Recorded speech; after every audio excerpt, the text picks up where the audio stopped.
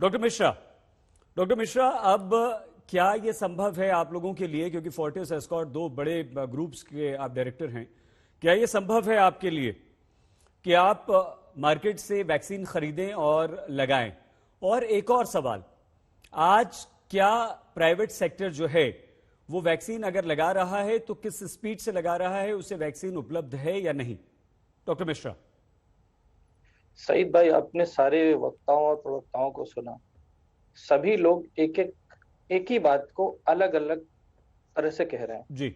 ये हमें भी पता है और आपको भी पता है कि जितना वैक्सीन चाहिए उतना वैक्सीन अभी हमारे देश में नहीं, ये सभी को मालूम है।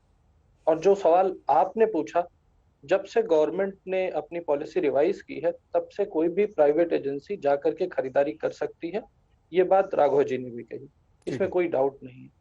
समस्या क्या है कि ये जो कयास आपको नजर आ रहा है, इसी का नाम महामारी है। जब भी महामारी होती है तो इसी तरह से क्राइसिस होती है रिसोर्स की, और लोग एक दूसरे पे आक्षेप जड़ते हैं।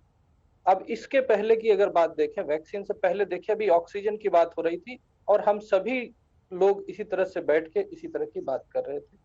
तो मुझे लगता है कि एक दूसरे मतलब सारे प्रवक्ताओं ने बहुत अच्छी अच्छी बातें की है और सभी के सुझाव सही है, लेकिन सब ने अपने अपने पॉलिटिकल एंगल से करेक्ट होते हुए बातें की। काम की बात सिर्फ ये है कि देश में जितनी वैक्सीन होनी चाहिए उतनी वैक्सीन मैन्युफैक्चरिंग कैपेसिटी हमारे देश की नहीं है। सेंट्रल गवर्नमेंट को उसको बढ़ाना चाहिए। मेरा यह मानना है, जिस तरह से सेंट्रल गवर्नमेंट ने स्पुतनिक को अलाउ किया, उसी तरह से देश की समस्त जो अच्छी वैक्सीन है उसके लिए ग्लोबल मार्केट देश में खोल देना चाहिए। और जैसे हम आज अपने मोबाइल से कोई भी शॉपिंग करते हैं, अमेजन या कहीं किसी भी ऐप से जाकर के शॉपिंग कर लेते हैं, उसी तरीके से वो सारे लोग जो वैक्सीन को खरीद सकते हैं, अफोर्ड कर सकते हैं, वो उसको बुक करा लें और बुक करा करके अपने आप लगवा लें या प्राइवेट हॉस्पिटल में जाके लगवा लें। लेकिन जब ये बात आएगी तो यही सारे लोग उस पर दूसरी पॉलिटिक्स में बैठ जाएंगे कि जी उसके वैक्सीन के प्राइसेस क्या होंगे। तो मेरा ये रिक्वेस्ट है सभी लोगों से कि एक तो जो सरकारी अस्पताल है वहां पे गरीबों के लिए मुफ्त वैक्सीन आनी चाहिए, इसमें कोई डाउट नहीं है। और सरकार ने 45 साल के ऊपर जो वैक्सीनेशन पॉलिसी बनाई है उसमें मुफ्त रही है, ये हम सबको पता है। दूसरी चीज मैं कहना चाहूंगा कि जो प्राइवेट बिडर्स हैं उनके लिए वैक्सीन के प्राइसेस पे ज्यादा डिस्कशन ना करते हुए सबसे पहले प्राइमरी ऑब्जेक्टिव ये होना चाहिए हम सभी का मिलके कि वैक्सीन हमारे देश में ज्यादा से ज्यादा आए। और जिस तरीके से सुप्रिया जी ने बताया कि हमारे परसेंटेज 87% कम हुआ है, वो सही है।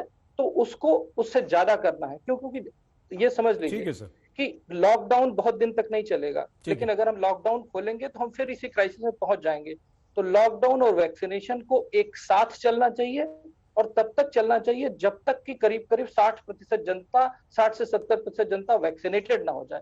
अभी 2 दिन पहले 6 महीने बाद स्पेन का लॉकडाउन खुला है और वहां पे लोग सेलिब्रेट कर रहे हैं। क्यों? क्योंकि वहां पे लॉकडाउन के साथ साथ वैक्सीनेशन भी किया गया लगभग 60% लोगों का। डॉक्टर मिश्रा, तो मैं ये कहना चाहूंगा कि किसी भी पॉलिटिक्स या जल्दीबाजी में ना पड़ते हुए लॉकडाउन को लागू रखते हुए वैक्सीनेशन प्रोग्राम को जितना से ज्यादा फास्ट चला सकते हो उतना फास्ट करेंगे, जिससे हमारी इकोनॉमी पटरी पे रहेगी। बिल्कुल सर, थोड़ा सा विपक्ष और पक्ष दोनों सही बात करें, इसमें कोई डाउट नहीं है।